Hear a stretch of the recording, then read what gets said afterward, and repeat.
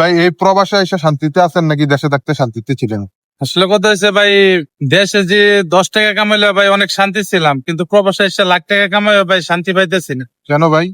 কারণ ভাই এই যে ঈদ গেল, কোরবানি ঈদ গেল, নাই মা কাছে, নাই বাপ কাছে, নাই বউ কাছে, ভাই বোন কেউ কাছে নাই ভাই। এই যে ঈদ করলাম, এটা ঈদ মনে হইলো না আমার কাছে ভাই। এই অবস্থা।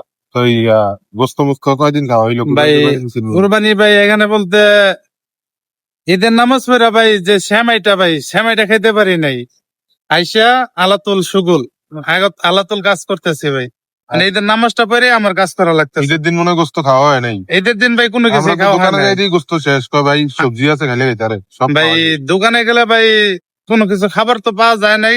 আর ঈদের দিন চাইছিলাম যে অল্প গরুর গোস্ত কিনা একটা রুটি কিনা খাই, কিন্তু ভাই হোটেলে গেছি, রুটি নাই, গরুর গোস্ত নাই, সব শেষ হয়ে গেছে।